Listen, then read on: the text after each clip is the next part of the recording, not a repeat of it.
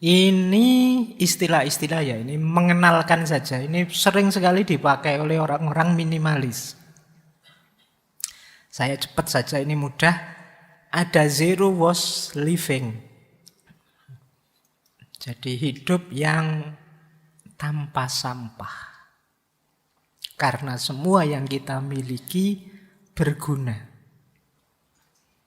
Kemudian yang kedua, prinsip less is more. Less is more itu justru dengan punya sedikit kita bisa berbuat banyak. Justru dengan kepemilikan yang sedikit kita bisa memberi banyak. Karena sedikit yang harus diurusi, kalian bisa belajar lebih banyak. Kalian bisa menulis lebih banyak. Waktumu lebih longgar. Itu namanya less is more. Yang ketiga, distraksi. Distraksi itu ya hal-hal yang memalingkan kita dari yang penting-penting. Ya kayak tadi misalnya diskon, kemudian flash sale, kemudian dan lain sebagainya. Ini namanya distraksi. Memalingkan kita dari yang penting. Kita jadi tidak jeli. Kita jadi tergoda. Nah itu distraksi. Distraksi itu ya wujudnya bisa macam-macam. Bisa barang, bisa orang, bisa pikiran,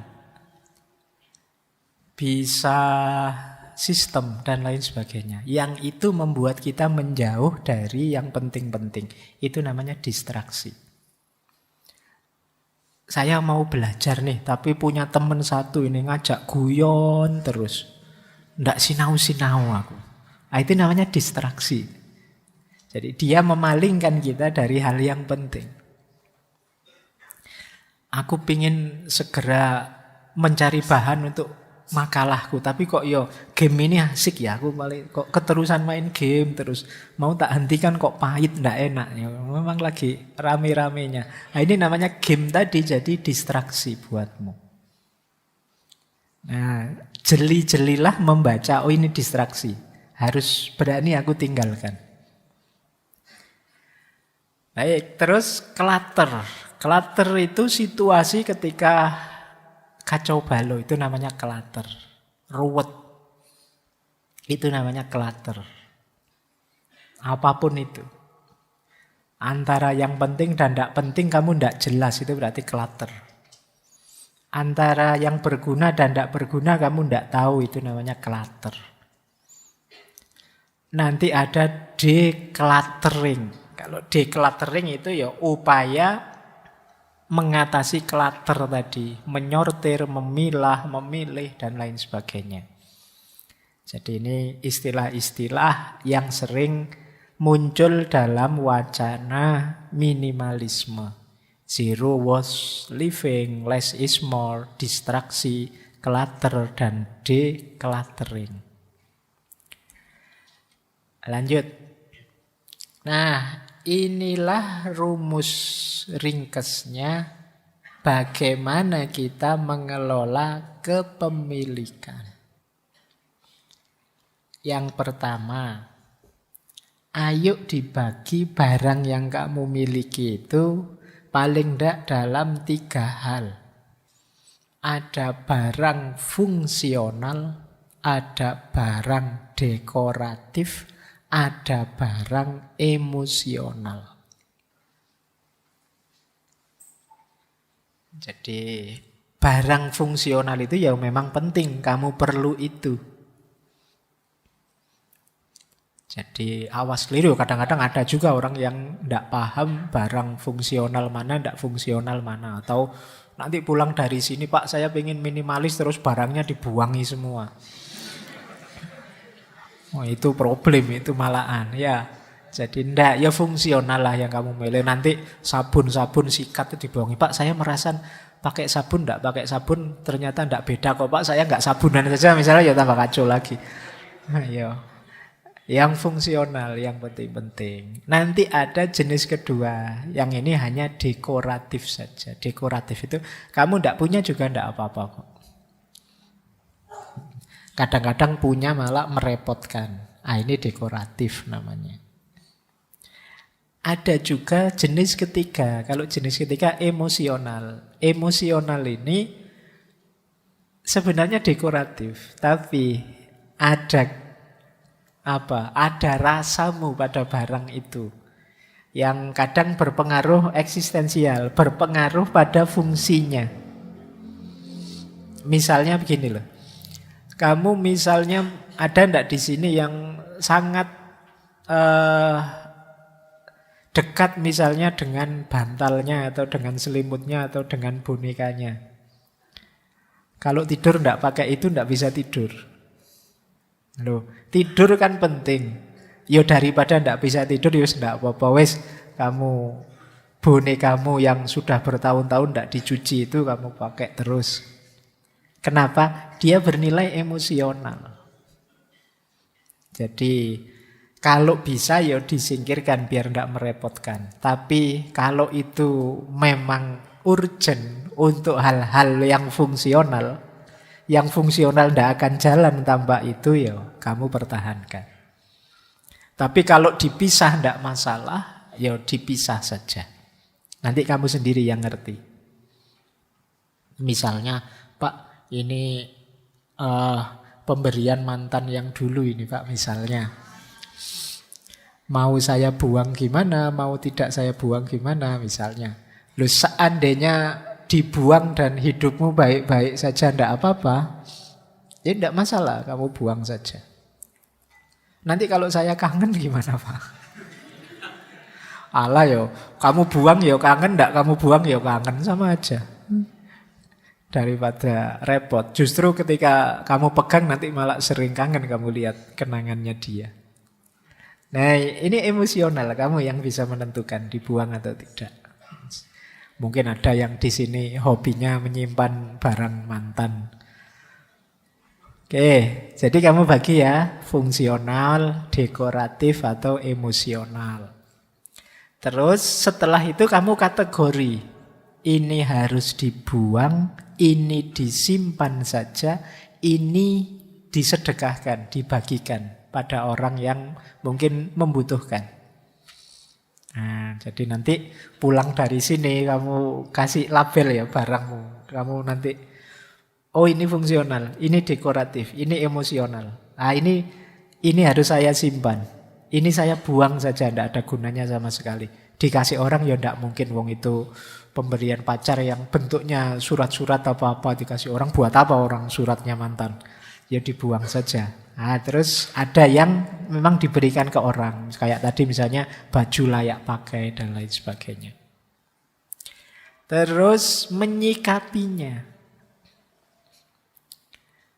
Ada buang, simpan, berikan. Menyikapinya juga 3, tapi 3R. Yang pertama reduce, yang kedua reuse, yang ketiga recycle. Jadi untuk mewujudkan hidup minimalis, sikap minimalis itu 3, reduce. Reduce itu mengurangi dengan cara menyingkirkan sebanyak mungkin yang tidak penting. Yang kedua reuse. Reuse itu ya menggunakan kembali barang lama, tidak harus beli yang baru. Wong barang lama masih bagus untuk dipakai. Yang ketiga recycle. Recycle itu ya diputar lagi, diolah lagi. Ini Pak semula baju atau sarung saya.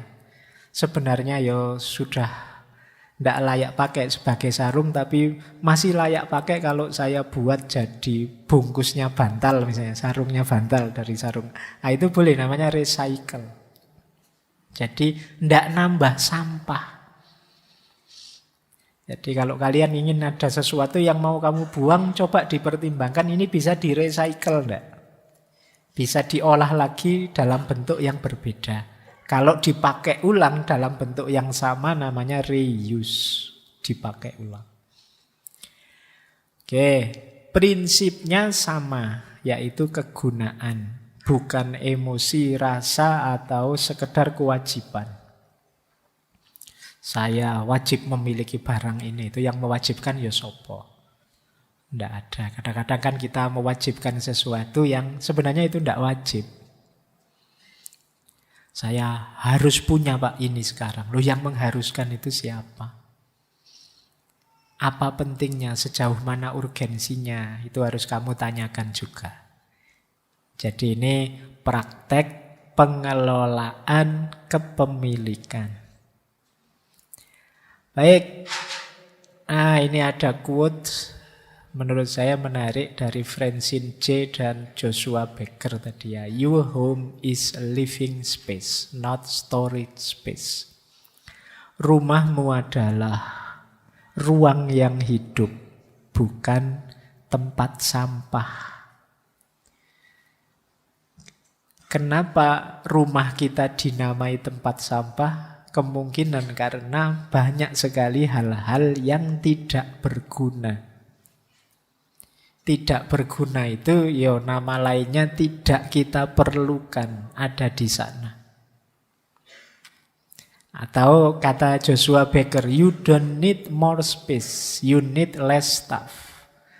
Engkau bukannya butuh ruang yang lebih, tapi yang engkau butuhkan adalah barang-barang yang lebih sedikit.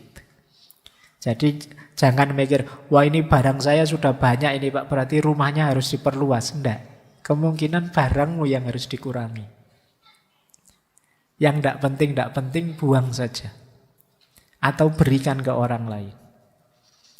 Jadi, karena kadang-kadang kita itu kalau, wah ini kamar kos-kosanku sudah penuh ini, saatnya nyari kos lagi yang lebih luas misalnya. Ya, oh itu bukan salah kamar kosnya, yo kamu aja yang tidak jeli, beli barang macam-macam yang tidak jelas. Ada ndak di sini yang punya sepatunya lebih dari 3? Banyak ya. Zaman saya kuliah itu masih memegangi tradisi sepatu ndak beli baru sebelum mangap. Sebelum sepatunya sendiri teriak, saatnya ganti. Itu pun kadang-kadang sudah mangap sedikit, ndak beli. Nyari tukang sol sepatu. Jadi zaman dulu masih begitu. Sekarang tukang sol sepatu itu sepi. Jarang orang mau sepatunya sampai mangap terus dijahit. Yo selalu ingin beli yang baru. Jadi memang budaya kita hari ini banyak budaya sampah.